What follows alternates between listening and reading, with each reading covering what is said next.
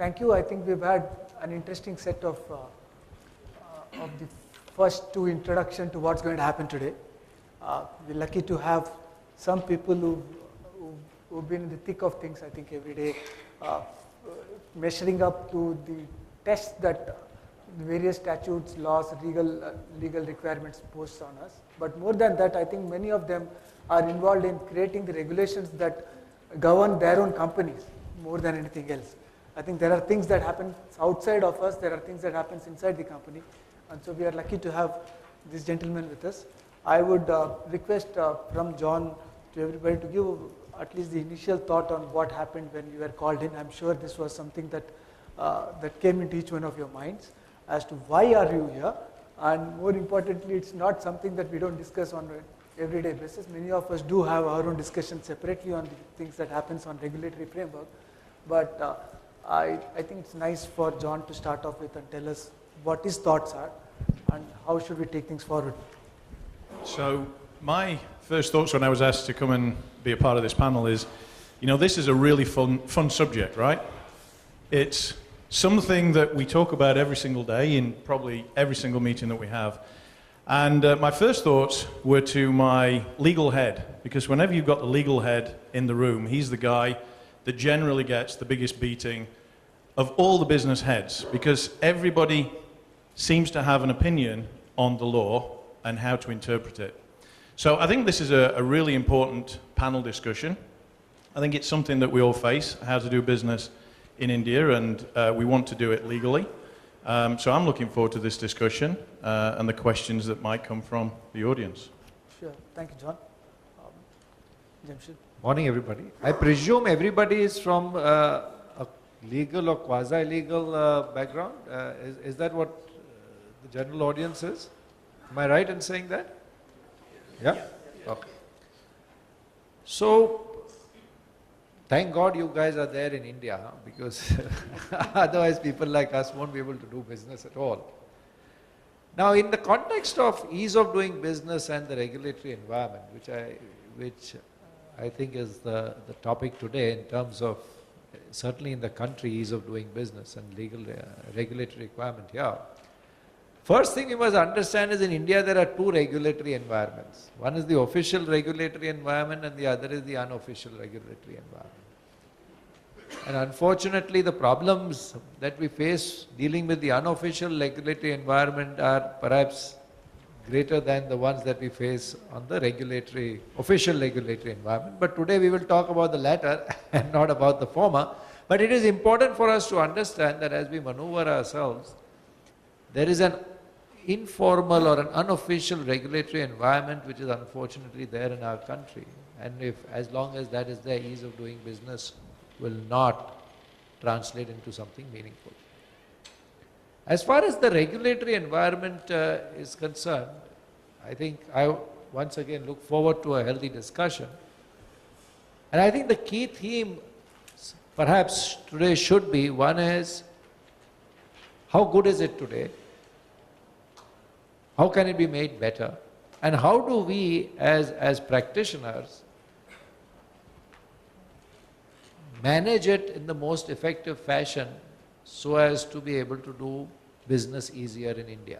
I think these are the kind of 2-3 questions that we need to address today, because it's there. We can't wish it away. So we need to see how to best leverage it so that it indeed makes us do business better in India. And I'll have some observations on why, in fact, it is good for us at some point in time in the session. Well, thanks for having me. Want to bring some distinction between some very simple English words. When we talk about ease, it comes from easy. Now the opposite of easy is difficult. Another set of words which describe some of our challenges are simple versus complex. Okay, a lot of times not complex gets confused with easy. Actually, our challenge is how do we make our lives simpler? And simple not necessarily means easy. Simple things still require a lot of effort to do. There's still a lot of difficulty around achieving them. And yet, I think one of the most important things that we seek from the regulatory framework is simplicity, where it is not so difficult to interpret laws, not so difficult to see what is the official line, unofficial line, not so difficult to even figure out what is required for good compliance. So the first expectation would be simplicity, which I guess as then a happy corollary brings some ease into doing business, and we can talk more about that as we go along. Thank you. Pinaki? Thanks.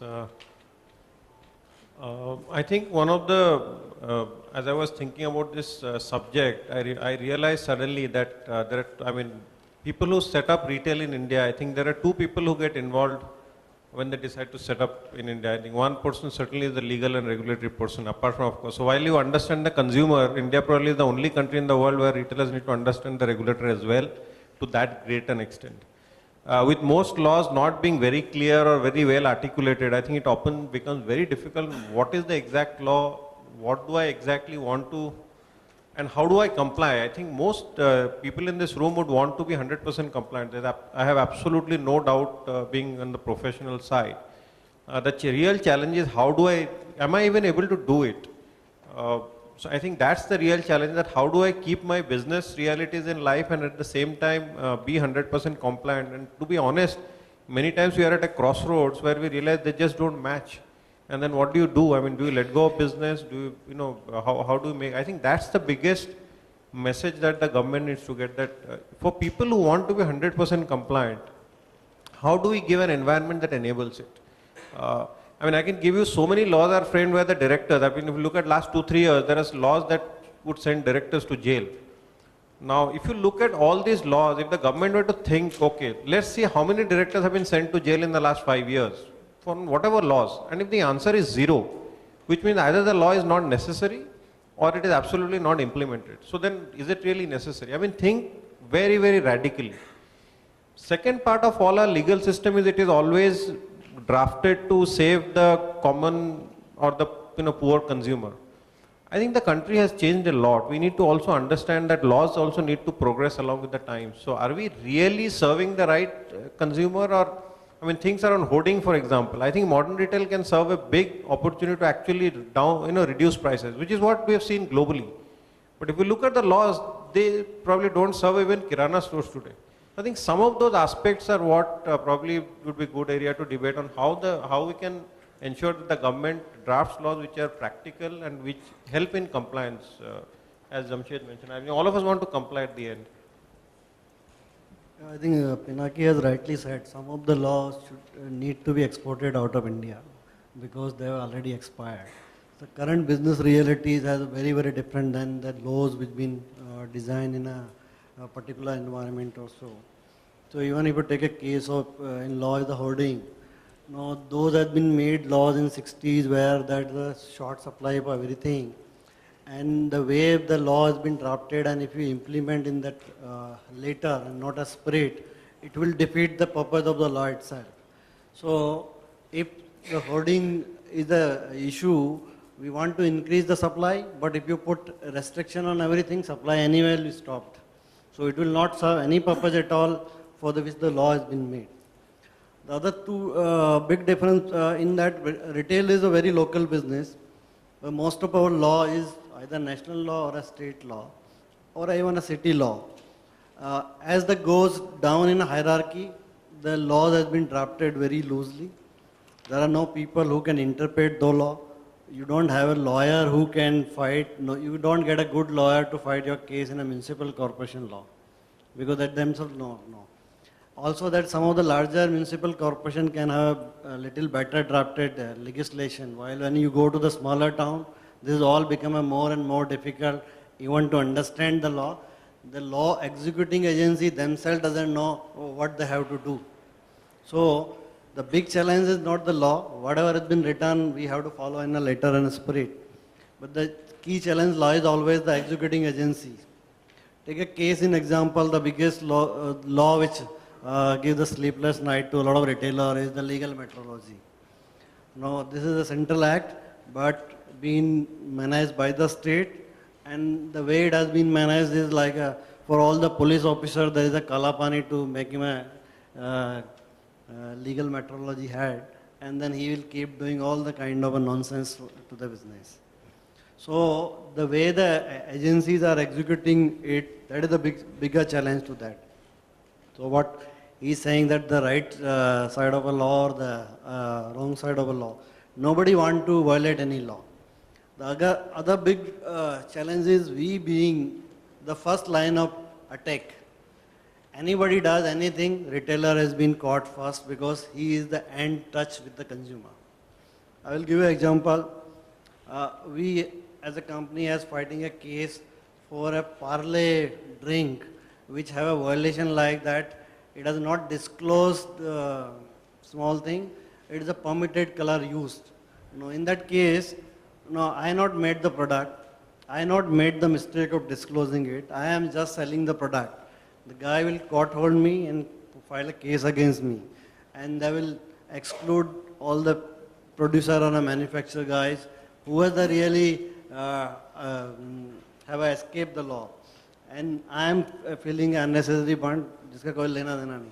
So the most of time retailer are fighting somebody else better. And that's why many a time we take a call that the law takes over the business. Every time my guys come and tell, sir, we want to sell this product, can we sell or not? We evaluate that whether it makes more sense to sell that product or not, make more sense not to sell that product. Case in example, I will give a simple case. The weighing scale. The Legal Metrology Act has been made that this weighing scale has to be calibrated and up to mark because it has been used to sell certain product on that. Today the weighing scale as a product has changed. Bathroom weighing scale has been used by customer for their own use to weigh their sell. They are not buying, they are not selling, there is no commerce or trade involved into that. But it still needs the same stamping. The product prices came down to, you can get a bathroom scale today in 500 rupees. But his certification cost itself is 100 rupees officially. So how you will sell that? And the big thing is not that paying that. So 100 rupees cost is fine, that will be goes into the product cost. The thing is that license will expire in 1 year. You bought a product, like my team has bought a 10 lakh rupees as weighing scale, I say you just discard it out. The licensing cost is bigger than that, and not only that, I sell to the customer and tomorrow this legal metrology inspector reaches to his house, I have a bigger problem out there. Because that license will get expired in a 6 months or 8 months or 5 months. So I think that also we as an association need to do a lot of work. I think the team or committee out there doing a lot of advocacy work, a lot of good things they have did, it is not like that. But the new laws which are coming, we people are not maybe aware. I also told my team to work on the new consumer protection bill. That is again the same thing. Putting every onus and everything on the retailer, like he is the culprit of selling that. So he is making a trade and commerce happening in the country, but it has been felt like as a culprit. So John, I think when we were discussing earlier, you were talking about your experience in India in these 9 years and what you see as the way things are developing elsewhere in the world and the way things are developing here. Can you give us some insight on what's going through your mind, and when you run a business, what do you see as the big things of disparity between the way things are developing elsewhere and the way things are developing from a legal and regulatory standpoint in India?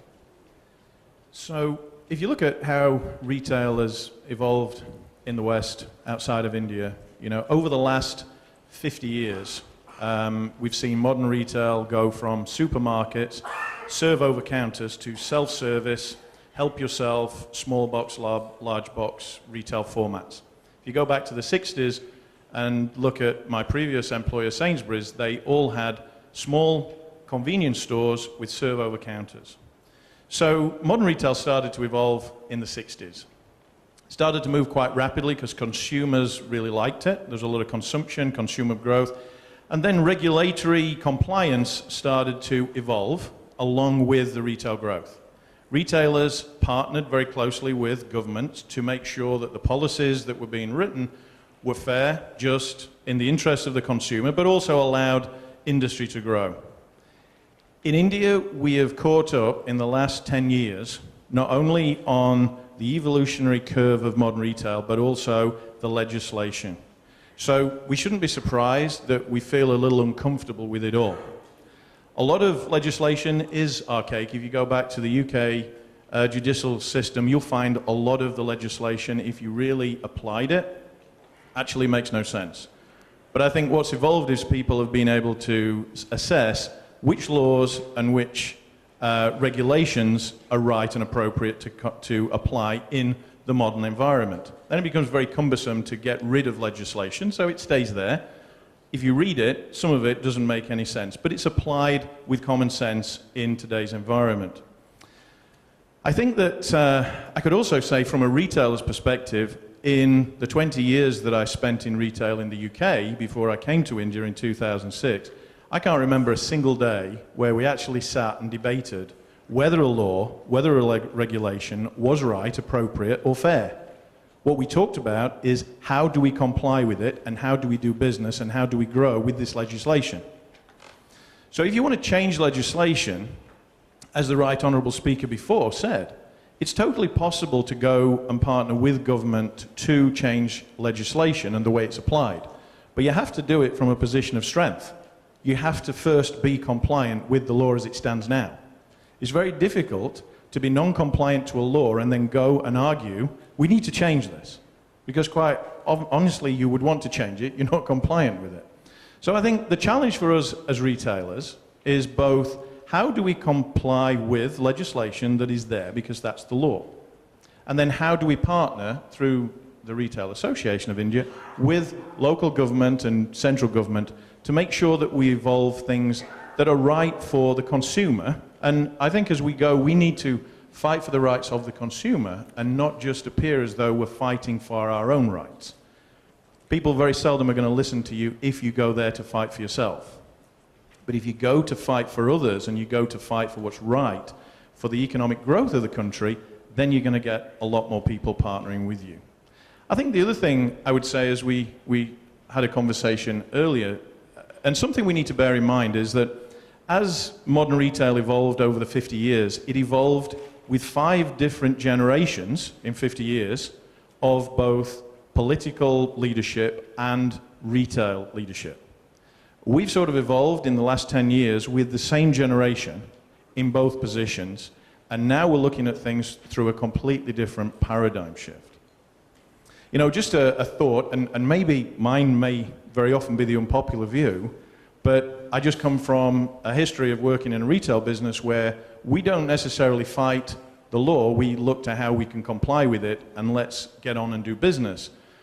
But if you were to go back and have a look at your leadership teams and have a look at the challenges and the KPIs that they have sitting on their leadership dashboard, how many of them would be around compliance?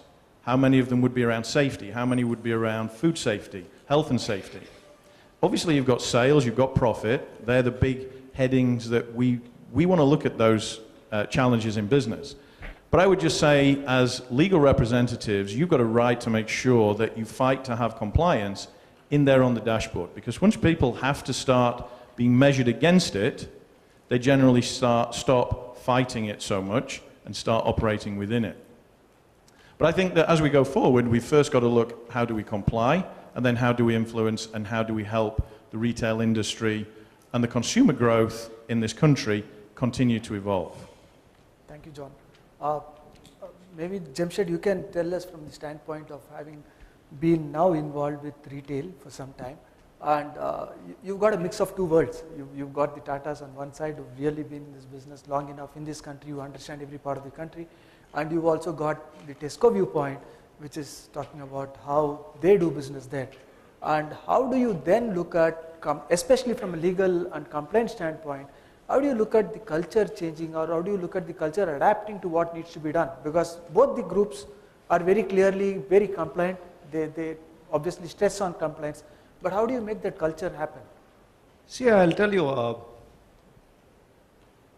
I think the culture of compliance in an organization is also driven by the challenges that the compliance is throwing with from an external point of view. The problem in the Indian context today is not that the law is perhaps not as well drafted as it ought to be. That is indeed the case. And obviously from time to time, we need to keep refining the law, and I'm sure various government agencies at state, center and local are willing to work with retail bodies to do that. One exception of course being FSSAI, and we'll talk about that later. The problem is that the enforcement of that law is motivated by issues other than genuine enforcement. And that is where the nub lies. And when that starts happening, it creates a back pressure into the system saying, look, if this is happening in an illogical fashion, how do we logically counter it? Now let me give you a live example, and I don't want to state where it happened, but it happened with us.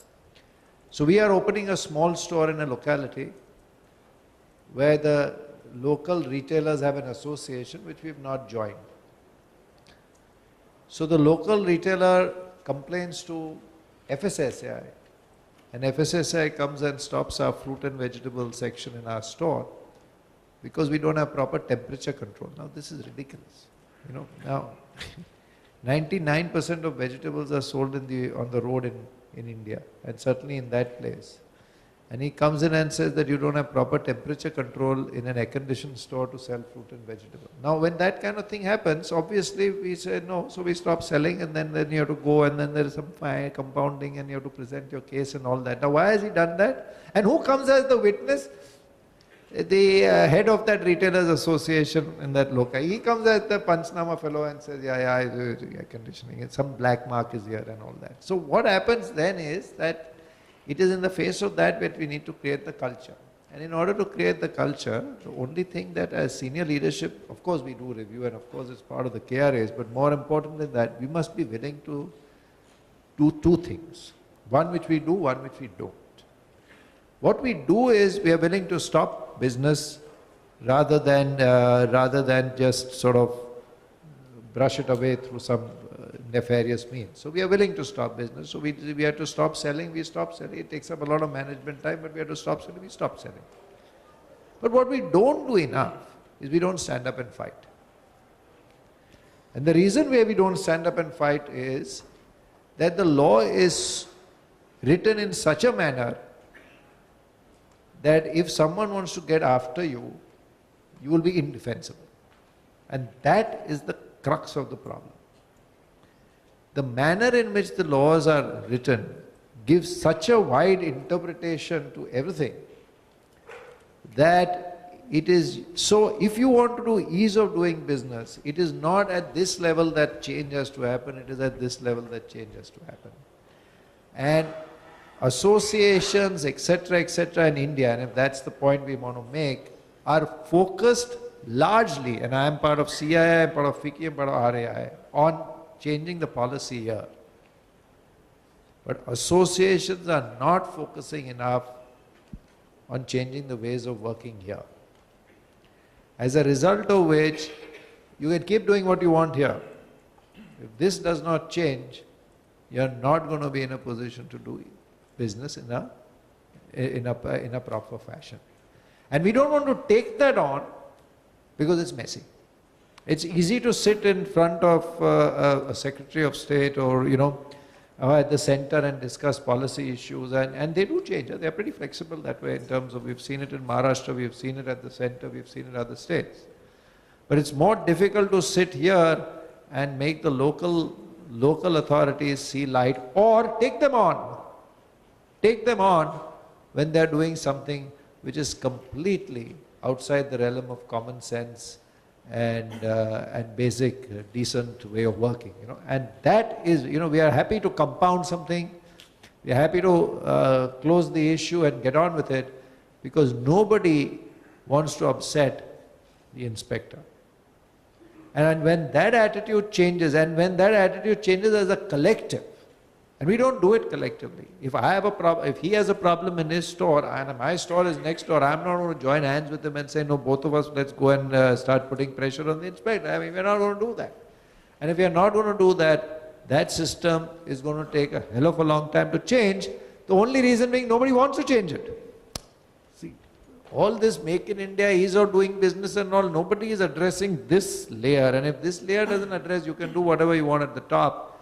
It's not going to happen. So, Kumar, as an issue, and it's very difficult because every city, every town, every village will have its own little layer.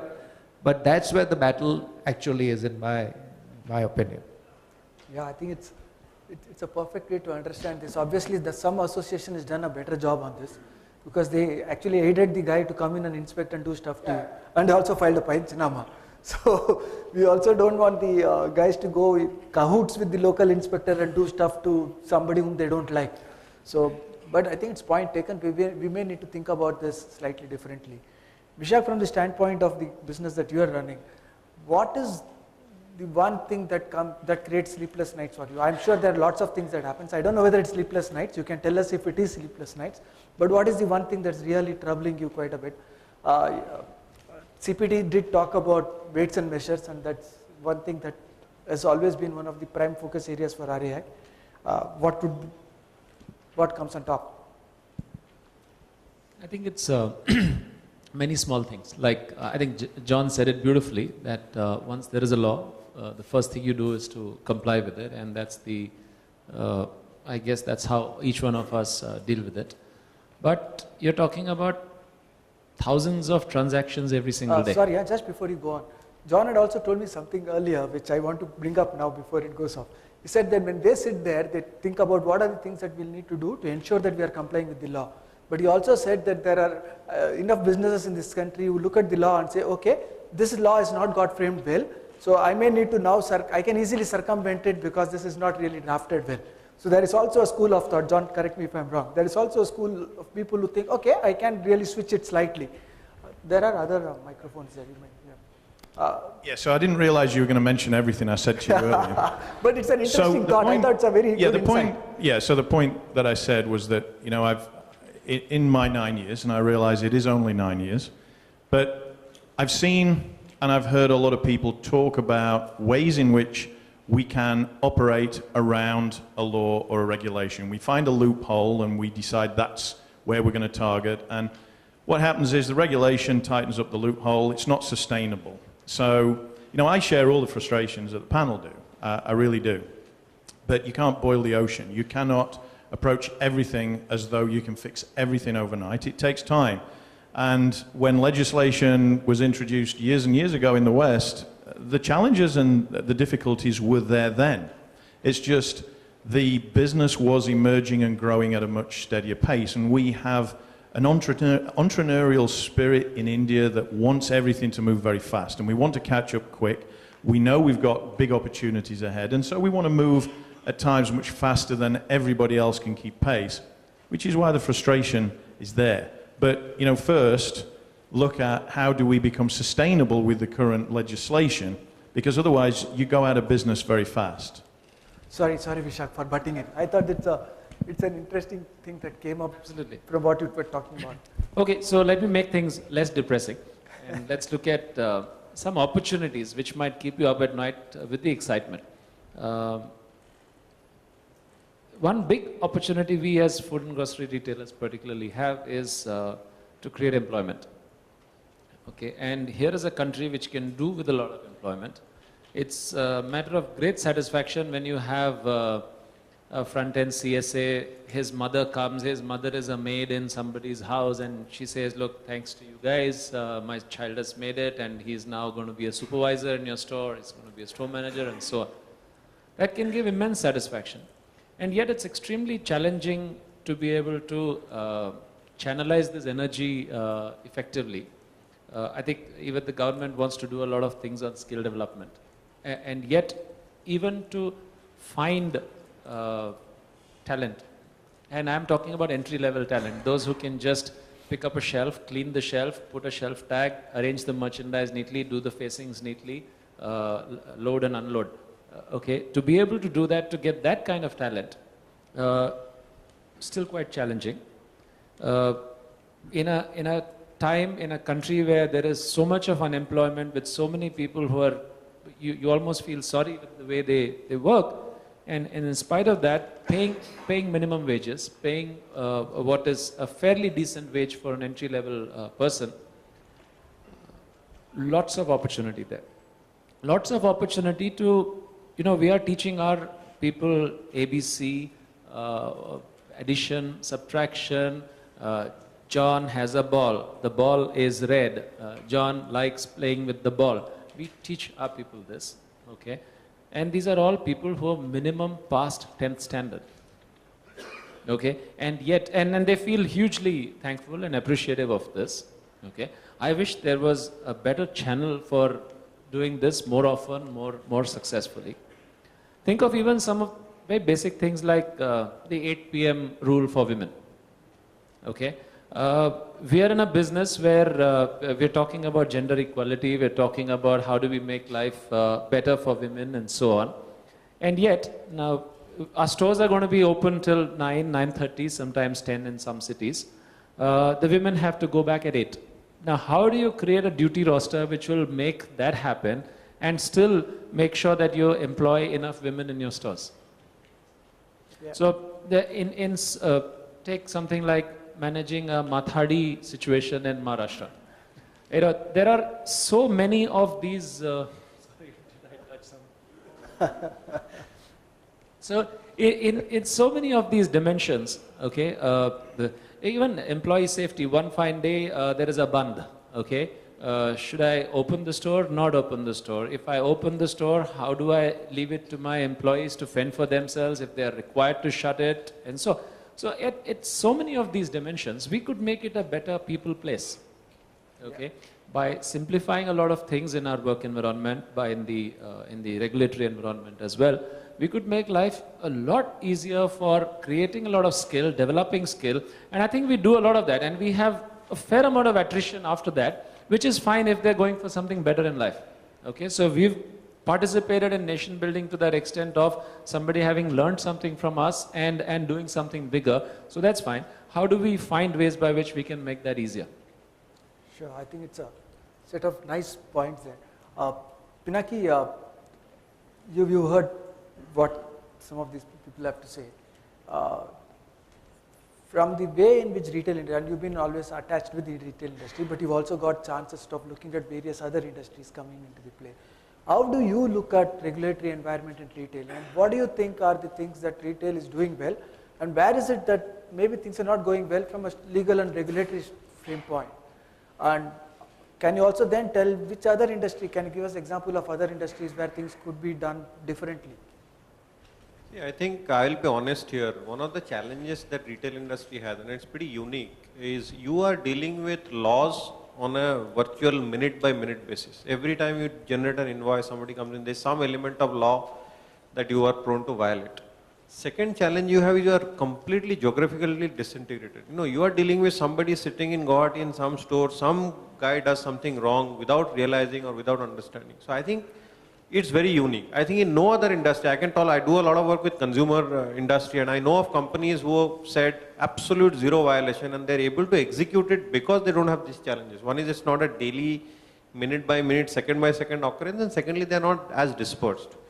So these are the two very crucial reasons why I think retail has a big challenge. The third complication, of course, is state versus center. I mean, if you're dealing with one central law, you talk to somebody, try and make a change. When you have plethora of laws in each state behaves, suddenly one state decides to impose some law, interpret in its own way. So even the same law is interpreted in various ways in various states. So as a retailer, I mean, somebody is scratching. You don't have 25 legal heads or 30 legal heads. There's only one poor chap who's trying to grapple with the interpretation of someone. As a policy, you say, fine, this is how it is in Maharashtra, let us do it this way. Suddenly tomorrow you realize somebody in Gujarat has interpreted it differently. Retail is a business that has to be run through a system and process. How do you execute it? I think it's very challenging. So my sense is it's not a small battle, it's a massive battle of getting that lower rung people. I mean, I would simply say that we should go to government and say, please have an appraisal system for people like inspectors. What if we as customers rate them? I mean, is there a possibility of having some dialogue which goes up? Because at the top level, I think bureaucrats are fairly okay. But can we have something really drastic? Because at the end, as I said earlier, that you have plethora of laws. if there are, I mean, at the end you sit and see how many people violated, the answer is pretty much zero in most cases, right? How many directors have gone to jail, how many CEOs are sitting in there, very rare. Which means that either there is zero violation or people are all managing, so ultimately the government is getting nothing, right? So why have such a, I mean, I read some time back, somebody had written an article, why don't we abolish entire income tax, sales tax, everything, just do a transaction on banking, don't have 500 rupee note, just have 50 and 100 rupee notes, so half the black money will disappear overnight. If you don't have income tax, the whole tax system goes, your country benefits, you don't need so many employees, very radical things. So I think there is something really radical that needs to be done to manage the day-to-day existence. Otherwise, at a bottom level, the kind of challenges that you have to grapple with, and probably the only solution that I think of is what Jamshed alluded to. Is there a way in which, if there is some raid where there are 5 retailers who decide, boss, if this inspector comes here, let us all go and pitch together. I think if you are able to do that and do it in a few states, I think it can change the whole game. I mean, all of us have heard of the Nestle case, and I have heard this about that individual from many other CPG companies, that there was an issue with a certain individual, right? It was known to the industry. Why did nobody protest? So I think that's probably something that if you can do in a small, decide amongst top 5 retailers, people who have credibility, saying that, okay, in each area, let us identify some people who are unnecessarily creating money, pressures and unnecessary hassle. Let's go to their bosses and have. So the moment 5 retailers land up in a commissioner's office or a secretary's office saying that, look, you have a problem with this guy, and you have to be united, because if you do the first complaint, then everybody disappears, there is a problem. So if you're able to do something like that, maybe there is a solution, I don't know. Yeah. CPT, do you think that could be a solution to look at, or the other way around? When you was telling me was that maybe we are worrying too much about this whole thing around regulatory and legal. Just go on and do the business. Anyway, no director has gone to jail. So kya farak padta hai? Why should we really get into this mess at all? Just shut your eyes and keep doing business. No, it is not the case that just shut your eyes and keep doing the business. So while you have to comply all the law in their letter and spirit, the real challenge lies that the guy who at the end execute the law, they don't understand the spirit of a law at all. They go by the rule book. That's why you have to comply by the rule book. So that is given. There is no exemption on that. What has been law as of today, land of the law is land of law for you. You have to comply. At the same time, what I am saying as an association, we should work on that. Some of those things has become all redundant, irrelevant, and doesn't make any sense at all. Which is neither in helping to the consumer, neither helping to the industry, neither helping to the manufacturer or a producer as well. So, I will give a case in example. Why we need a MRP regulation in India? How many countries other than India have a MRP regulation? To the best of my knowledge, one more. What purpose it is serving for Sri consumer? Lanka and India. What purpose it is serving to the consumer? Take a case in example that water bottle was earlier sold at 30 rupees in a multiplex. Everybody made a hue and cry, the law has been broken, law is broken. So now they have created the 2 bottle, one bottle, the same bottle with 30 rupees price marked on, another same bottle, same water, same brand, 10 rupees. It is for general trade, this is for. So we create class and then we create divide and then we keep fight between the classes. What purpose it is solved there? The law is not solved any purpose, because law has been created in an era where we thought that all the consumers are illiterate, doesn't understand anything, and all the traders are there to cheat them. Today you have competition law, there is a market is open for everybody to compete with that. No, consumer have a consumer protection law, and they have all those forums which they should have. I am not saying they should not have all those. But some of those things which is have no sense at all. No, today TV should not be called a 51 inch. The whole world, the consumer buy that TV with a 51 inch. The guy who produces by the inch, but it has to be sold in centimeter, not in an inch. How it makes a difference? Just because you not written an inch, centimeter out here, you are violating a law. So you create a law behind a law and again law. So that's what I am saying. If we export some of the laws out of India, India will be much ease of doing business can be done automatically. It's an interesting way. We were, Jamshed, we were talking about maybe coming together and taking some of the things up.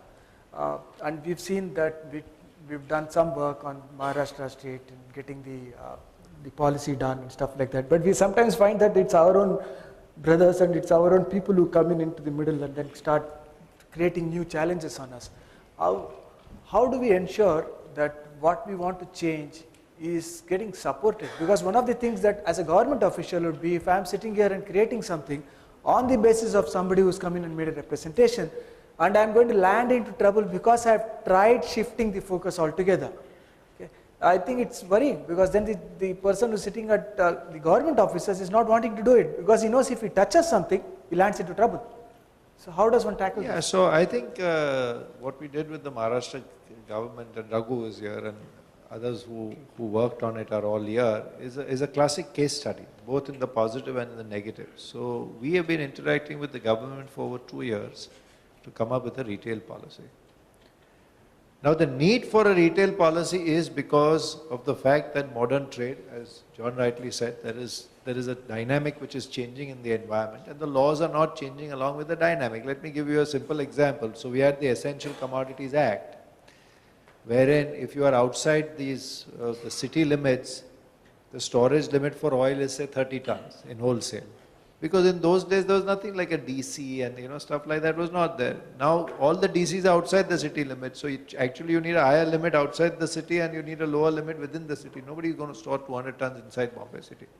But the law doesn't change, and but the industry has evolved, so that's a valid point. So we went and we had a very good set of discussions where the interest of the consumer, the interest of the labor, and of course the interest of the retailer was taken care of, and we made sure in all our discussions we are not asking for any fiscal benefit.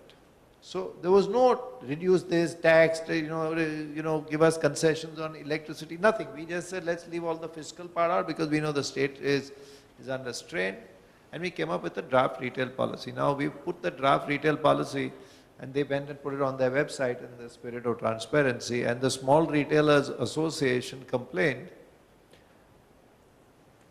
And their complaint was not that why don't you include the following also, which is fine. So you say, look, we have also got 5 suggestions, we would also like, so they didn't do any of the work. But then they finally came and said, their complaint was that it is because it is done with the big retailers, therefore it is not right.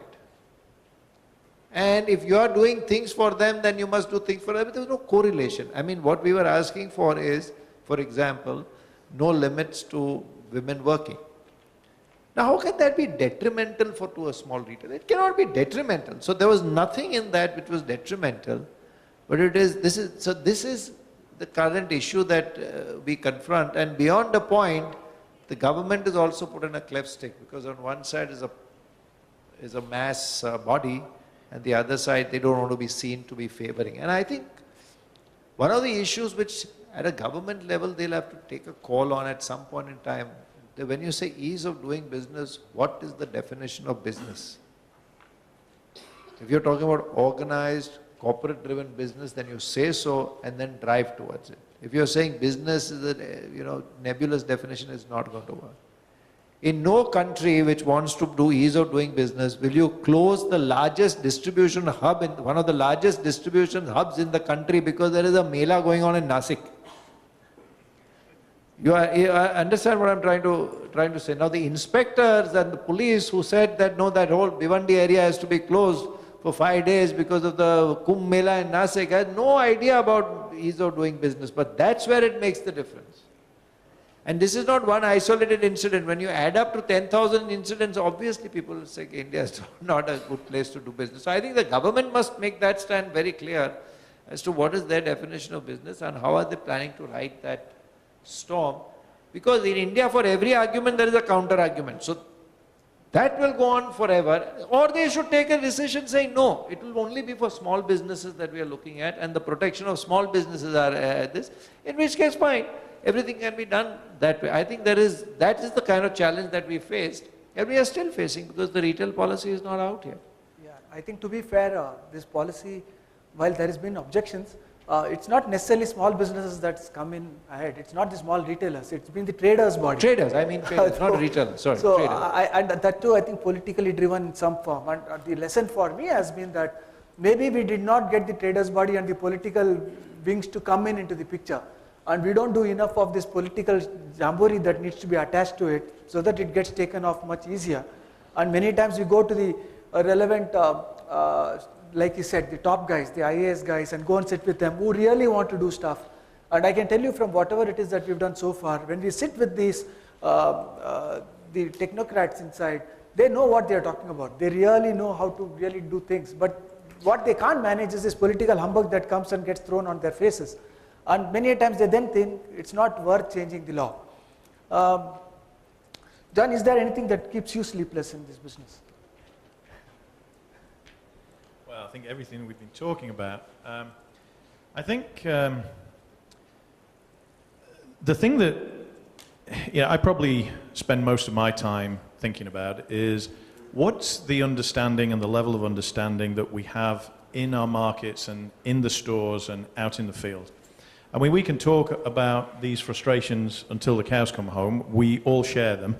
But how are we actually executing out in the store? So for me, one of the most important things that we have to have running through the business is constantly try to educate people on the right things to do, raise their level of awareness on the importance of integrity and compliance. And I think that for me, that's probably what I would worry the most about. We have multiple stores. We've got thousands of people out there. We've got to make sure that we've got good direction, good leadership, and that the team know what we stand for. While we work to influence the direction that the retail business goes and the laws that we have to comply to, we've got to make sure that people out there understand what our values are and what we stand for. So I think that's, for me, probably the most important thing. Vishaka, question.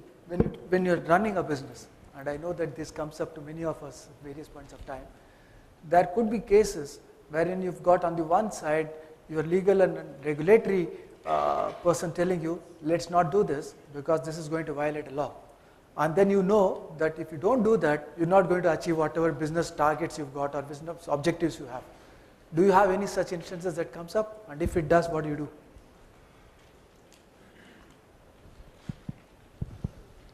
Okay. Considering that all these are legal guys here, and I So know that they keep coming up with these things. we have for any decision a GNG filter. Okay. We have two Gopals in our organization. Okay. There's one Gopal who's sitting here, who's the legal head. We have another Gopal who's the quality head. Okay. So any decision has to pass through the GNG filter in that sense. So whether it's an advertisement which looks controversial or whether it's any decision that we take. So we've made life easy for ourselves by saying that it must be cleared by GNG. Okay. I don't envy the GNGs though, because I'm sure everybody is going to ask for a filter every day for various things that happens. Yes or Kumar, no? that's generally the case. I don't think most companies would take any chance on this at all. But there are those who do. I mean, now we've got this packaging law, which for biscuits, which says it will be 125, 150, and all. And I keep going to fairly modern hypermarkets and find that they're importing biscuits which are in violation of that law. Now, maybe their GNG is a little easier than ours. But that's, and that's where the pressure comes. The back pressure does not come on should we or should we not. But the back pressure comes and says, sir, but next door this hypermarket, which is equally as good as ours, seems to be selling that product. And I'm also going there taking photographs of the product and sending it back to my guys saying, they're saying, have we read the law or wrong? They say, no, we've not read the law. No, this is the law, it's the law. Now maybe, I don't know how they are, but so that's that issue aside. But I don't think anyone would be taking the chance because the fallout is just not worth it. Let me ask CPT, because he's got this unique position of somebody who's got to understand all the legal and regulatory, at the same time ensure that business really keeps going on. And, So at times you have to keep your call. So it is a business call as well. It is not always the legal. So at times we take it as a smaller business for me. It doesn't matter. Let's not go fight for this. Leave it. At times it may be a larger business and so on. We say, no, let's take some chance also. So this is also the case. Case in example like Maggi has been withdrawn by government. But 3 weeks before that, we were as a watchful at that. My team and came and told sir, ki, no, there are cases happening in UP and those places. And so we say, no, it is a larger category for us and is also leader in that segment or so on. So just withdrawing that is also depriving consumer into that. But that case was going out of the way. Maggie is keeping quiet. They're not talking anything. I told my food guy, just speak them what they are doing here. It is spreading all across. You people just keeping quiet. It is not the way done. Now, finally, one day we have taken it. So after another week also, these guys came and we say, no, hold it on. Now everybody else is looking to us. Now, Gopal is called Pankaj ki sir, aapka withdraw kare. Tumhara call lo yaar, hum hamara call le rahe hain. Let's not do that. We don't need to do that. And one fine, like in one evening, I decided, ki boss, it is enough. Now it has been called. So in the night, like, I taken a call, tomorrow morning it will be out. So it was out. The next day, business say ki bhai, aap sabse pehle kar liya hai, while you are taking that call. And that call has been proven later ki it is going to be. In fact, 1 week before I was keep telling Maggie ki boss, voluntarily aap withdraw kar lo. That will give a great example. And we have withdrawn ki was in the interest of consumer, we don't want to do. If something is doubtful, so if I have some product which is doubtful, I don't want to sell to the consumer because it's a longer term consumer interest. I don't want to sell a SEBI product to him. No, I'm not saying that it's a good product or bad product. There will be question raised on it. So if it become a doubtful, then we say that in the interest of consumer, we should withdraw it. Once they will get clear, we will first to sell also. So I think we also, as the RAI also, what Debu saying right, we don't ask any fiscal concession to the government. That is the last thing one has to look for it. If we have to look the ease of doing business and we should rather say that how they can simplify the thing. Many a time ये बहुत counterproductive होता है. India में जितने simplification के effect होते हैं, उतनी complication बढ़ती जाती है. So that is also another challenge. But obviously that which is not hurting anybody and also not serving any purpose. So if it is not helping customer also, if it is helping consumer, we don't ask for it. So we as a business ultimately have to look in the long term. What is work for consumer will only work for a retailer. It is not like that we will make fool of them or we make money out of them and run away. So we've got this, I think the initial panel was just to understand the overall thought process that is there in the minds of our business heads.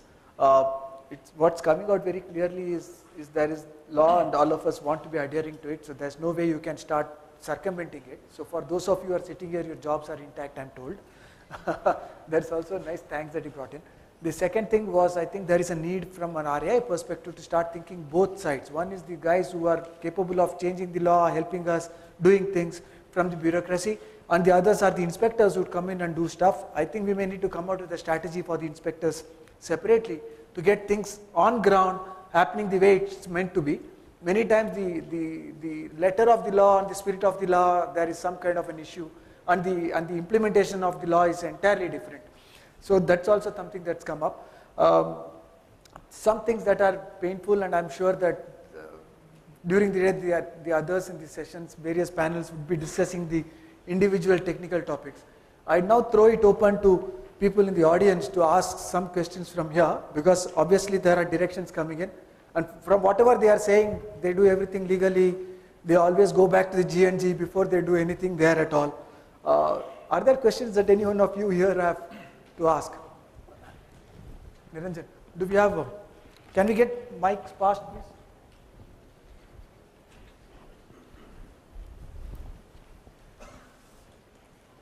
And you may want to address who. So this question was on that small conversation snippet around G&G. The two takeaways I got on that was, number one, it looked like same law, retailers, but the interpretation is slightly different, either strong or weak. So why? That's the first question, first part of the question. And the second question is, we are discussing possibly a solution where you want to have the legal people of all the retailers going together, take a united stand, make a front in front with the government and so on.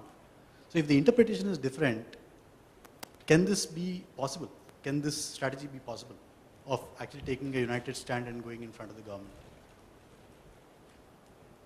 Vishak, maybe.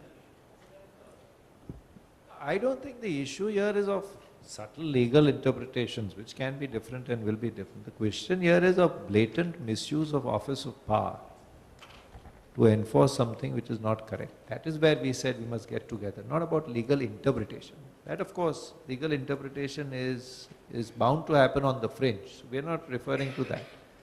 We are saying that if there is a blatant misuse of power to enforce something which is really not correct, that's what we were talking about in that context. Interpretations will be different because of two reasons. One is it is normally it does happen, but more than that our laws are pretty unclear. So to that extent, yes, it can happen, but that's not what we were referring to.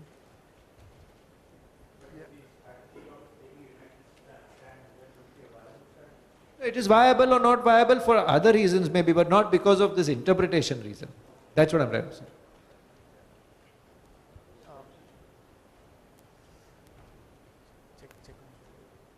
Yeah.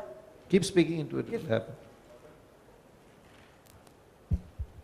Thank you. Mr. Jamshed, you put it very beautifully, the way we very often talk right at the top and try to change policies and ignore the lowest level where the actual problem arises. While I fully agree with what you're saying, and I mean entirely agree with whatever you said, what in reality happens is when there is an issue, sometimes it is reluctance to stand up to him and say, look, I don't agree, you do what you want to do, I'll do what I have to do. Which happens because everybody is busy, and sometimes the issue is so simple, the penalty for non-compliance will be 50 rupees. So the question comes then, if it's a matter of 50 rupees, should I pay it and get on with life? Okay, but there are instances where this is a case of like, if somebody is sleeping, it's easy to wake him up. If somebody is pretending to be sleeping, you just can't wake him up. So he sticks to his interpretation and says, this is what I believe, this is how I will interpret. Unfortunately, every single law in this country, or almost every law in this country, gives immunity to the enforcing officer. Anything he does in this course of work, you can't really question him. That's the immunity they got, and they know it very well. So the way I look at it, we still have to continue working both right at the top and at the bottom. At the top, to remove ambiguity wherever possible, because that ambiguity always remains in law. Continue to work there, remove the ambiguity so the leverage that you are giving to the bottom, it gets reduced constantly. At the lower level, wherever we have to stand up, you should stand up. I'll just very quickly narrate a very recent instance we had in one of our businesses. There was this legal metrology inspector who very well knew that if a director is nominated to be the person responsible for compliance of that law, he can issue a notice or do anything only with regard to that director.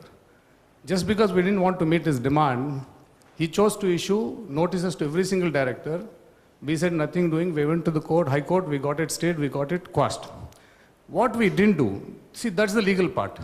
What we should have actually done, now that I heard from you, is either we separately or a group of people should have actually gone back to the department, spoken to the controller of legal metrology and said, please call him and ask him why he did something which is not supposed to be done. I think once we start doing that, and if we as individuals or as a group of retailers start regularly meeting heads of the department on a regular basis, the signal very clearly says that they cannot mess around with this group of people. I think this should be the approach. I think that taking a point forward, rather than, because otherwise individual companies will all have to keep getting together. Suppose, let's say, this is just a construct, RAI as a portal, saying you do what you have to get legally, this, that and the other, but put your case on the portal. And every month, they will take an extract from the portal and go to the right senior person, so commissioner, and give them a handout. Saying, boss, in Bombay city, last 1 month, all this has happened. We don't want to say anything. You figure out what you think is the right thing, and you take your, whatever it is. It is not the individual company complaining, it is RAI which is coming to you with a case study of, now, the moment you make this, it's easy to do it in 10 cities. And in 10 cities, let's say once in 3 months, if you go and just give a handout to the guy, I think something might click. So that's a great idea, saying we deal with it at individual level to sort out the issue. but then put it in a portal, and tomorrow you can actually give access to the guy on the portal itself, saying, boss, we don't even want to come to you. Please press it. And then take that as ease of doing business and make it such a big song and dance that if I am a commissioner now, I can't avoid but going to that portal. Because you've given it the right PR and the right publicity. And I think maybe that's one of the ways forward, you know. And we'll have to name the inspector, that's fine, and therefore there has to be some confidentiality to the portal, this, that only. But we can do that. Yeah, I think that's a great idea. I think that we've all got a responsibility to understand that out there are bad-minded people with bad intentions that are corrupt, and there are misguided people who are trying to do the job the best way that they have been educated to or understand it can be done. And they're all trying to simplify what they do, and simplification doesn't always help us move things forward as fast as we want. I think where we come up against people who are clearly have ill intention, we have to stand and we have to fight those cases, because the minute you start to give in to that, it's a never-ending road. And I think there's a responsibility we all have to act appropriately when that happens.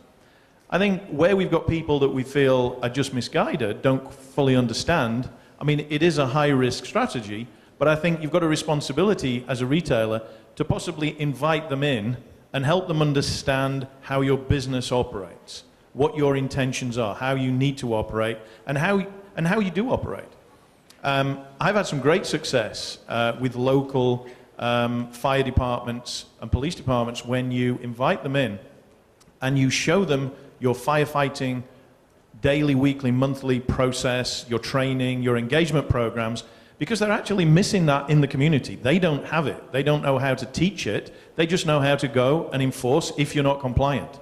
So you can build relationships through the great things you do, and actually those sort of relationships help you partner, and one thing leads to another. So I think we've got a responsibility to try and work with and educate where we feel that's appropriate, but quite rightly, if we're being stiffed, we need to fight that. Yeah? On the, sorry, I'll take. Anybody else with questions? There. We've got time for one more questions, and then. Good afternoon.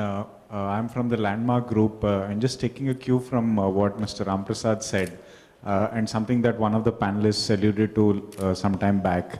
The compliance really happens at the front end at the store, the person who's actually manning the store. And one of the legal metrology instances where the inspector chose to penalize or issue a notice to the store manager in addition to the nominated director. The key point there is that the store manager was not aware that that could not be done.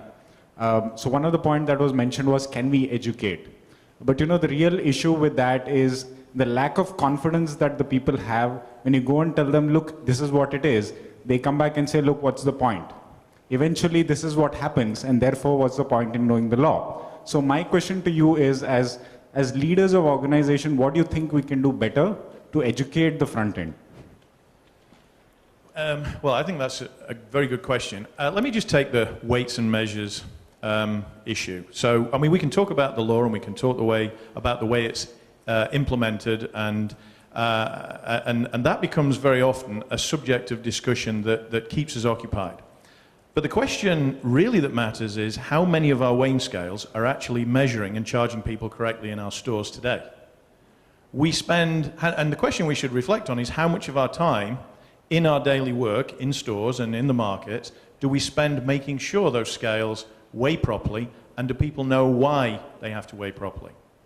Because the penalty for charging somebody for an inaccurate weight of a product is very often a higher penalty than operating without a license that's lapsed. Yeah? So it's about educating people on why we need to comply with the law, and it's not just sufficient that we've got a license if our weighing scales weigh incorrectly. And I can assure you, if you were to go to the UK, and I know the environments are different, but it's catching up very quickly in India, as you would imagine. And the whole reason we've got this summit is because that's happening. There is no retail store in India, in the UK, will open its doors before every single scale in that store has been check weighed with a receipt to show it's measuring accurately 1 kilogram. If it doesn't measure accurately 1 kilogram, that scale is immediately removed with a faulty sticker put on it. It is put to the back of the store, and a call is immediately logged to show that we're doing all we can to get that scale repaired. Now, we need to get that level of understanding and awareness into our teams, into our people, and into our stores. If you look at many scales and you go to any sort of retail store, you will see varying levels of sort of hygiene, of cleanliness, electrical connectivity, and that's something that we've really got to work on to educate. I do believe it's possible. I do believe it's possible. We've got to really put a lot of work into that while we also fight some of the other issues that we have. Okay, so thank you. I'm sure this set the stage for the day, and I'd like to thank everybody on the panel, and we'll take it up from there. Thanks so much.